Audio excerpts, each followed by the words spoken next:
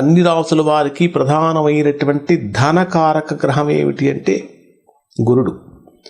అటువంటి గురుడు మీ జన్మరాశికి వృషభ రాశి వారికి 2వ స్థానంలో ధనస్థానంలో సంచరిస్తున్నాడు. అంటే అన్ని రాశులకి ధనకారకుడైనటువంటి గ్రహం మీ జన్మరాశికి 2వ స్థానంలో ధనస్థానంలో సంచరిస్తున్నాడు. ఇది వృషభ రాశి వారికి బ్రహ్మాండమైనటువంటి అనుకూలతను మరియు యోగాన్ని కలిగిస్తుంది.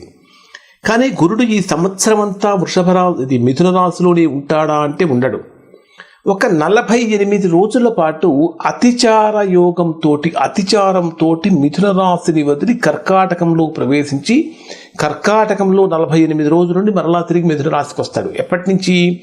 అక్టోబర్ 18వ తేదీ నుంచి డిసెంబర్ 5వ తేదీ వరకు ఎక్కడ ఉంటాడంటే కర్కాటక రాశిలో ఉంటాడు. మరలా డిసెంబర్ 5వ తేదీ సాయంత్రం నుంచి మరలా మిథున రాశిలో ప్రవేశిస్తాడు. అయితే ఇక్కడ 2వ స్థానం అంటే దేనికి సంబంధించినటువంటిది అంటే 2వ స్థానం మీ జన్మరాశికి 2వ స్థానం అనేది ధనస్థానము, వాక్స్థానము, కుటుంబ స్థానము. ఇక్కడ దేవుడున్నాడు అని తెలియజేసేటటువంటి స్థానం కూడా 2వ స్థానమే. ఎందుకంటే మనము మాట్లాడేటటువంటి మాటకు సంబంధించినటువంటి స్థానం కూడా 2వ స్థానమే.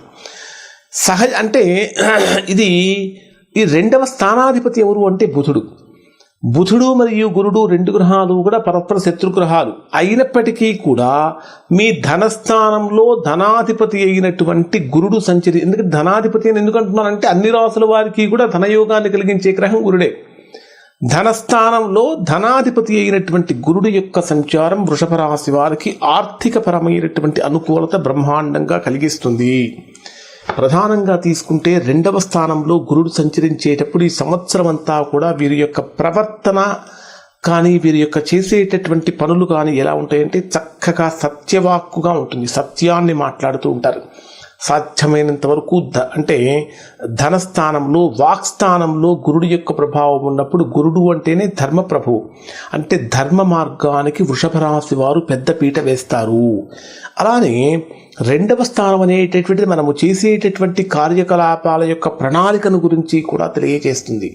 ఈ 2వ స్థానంలో గురుడు యొక్క సంచారం జరిగేటప్పుడు వృషభ రాశి వారు ప్రణాళికాబద్ధంగా జీవిస్తారు. అంటే ఈ సంవత్సరం ఏ విధంగా ఉంటుంది, ప్రణాళిక ఏ విధంగా ఉంటుంది అనేటటువంటి విషయాలు, ఒక ప్లానింగ్ అనేటటువంటిది వీరికి చాలా చక్కగా బ్రహ్మాండంగా ఉంటుంది అని చెప్పాలి.